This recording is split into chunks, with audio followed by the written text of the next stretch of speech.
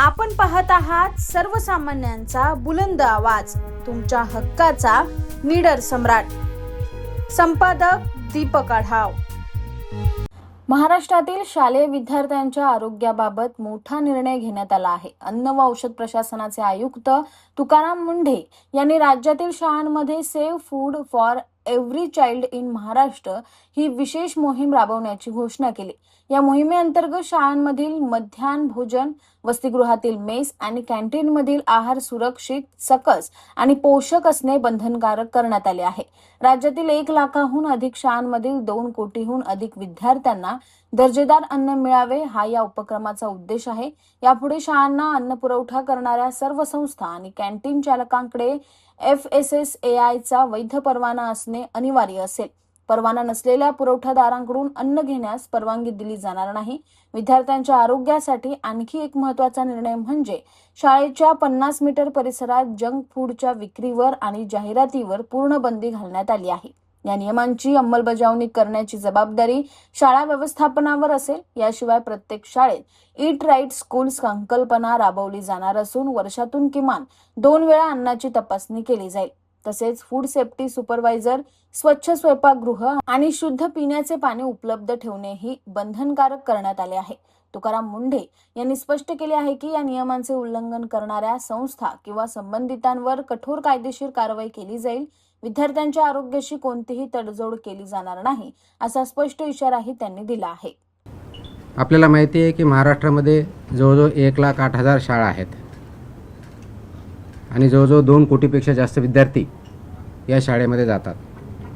आणि शाळेमध्ये कोणत्या प्रकारचं अन्न द्यावं, कशा पद्धतीनं द्यावं याचे काही नियम ठरलेले आहेत. त्याला आपण जे नियम म्हणतो ते स्कूल फूड किंवा से फूडच्या बाबतीत जे आहेत आणि न्यूट्रिशनल स्टँडर्ड्स स्कूलमधले जे असतात त्या पद्धतीनं इम्प्लिमेंट करणं हे अपेक्षित आहे.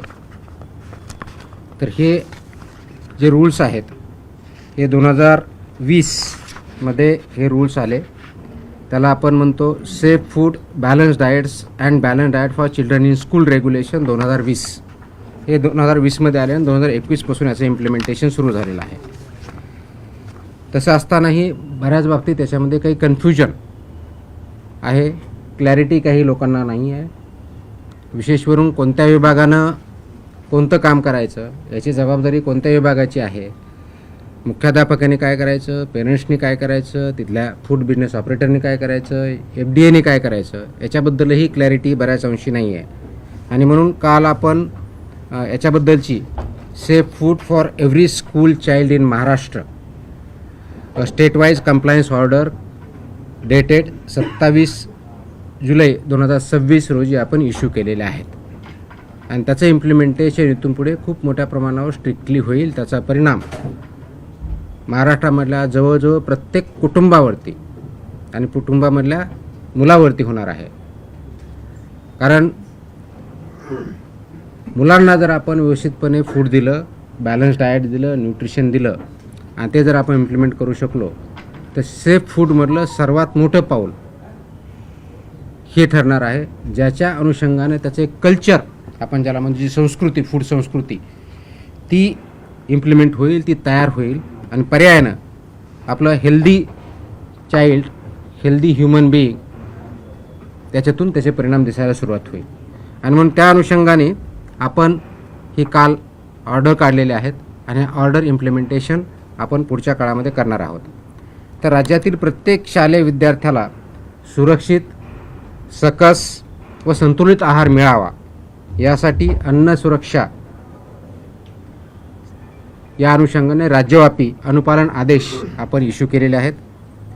याच्यातले ठळक वैशिष्ट्य असं आहे की महाराष्ट्रातल्या सर्व शासकीय, निमशासकीय, अनुदानित, खाजगी, निवासी, नॉन रेसिडेन्शियल आणि सर्व मंडळ, मग ते SSC असेल, CBSE असेल, ICSE असेल, IGCSE असेल, IB असेल, कोणत्याही बोर्डची शाळा जरी असेल त्या सर्वांना हे लागू आहे. एडेड असेल, अनएडेड असेल, प्रायव्हेट असेल, गव्हर्नमेंट असेल, हे कोणतंही डिस्टिंक्शन याच्यामध्ये नाही. सर्व शाळांना हे लागू आहे.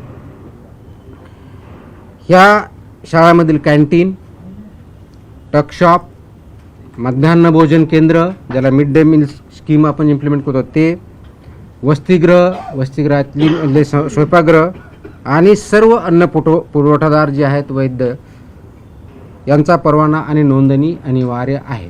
म्हणजे काय, शाळेमध्ये जे कॅन्टीन असेल किंवा जे मिड डे मील स्कूलमध्ये जे प्रोव्हाइड करतात ते असतील किंवा अंगणवाडीमध्ये जे कॉन्ट्रॅक्टर असतील यांना हे फक्त फसाई लायसन्स असणारेच असू शकतात. जर नसतील तर त्यांना लायसन्सवालेच अपॉइंट करावे लागतील.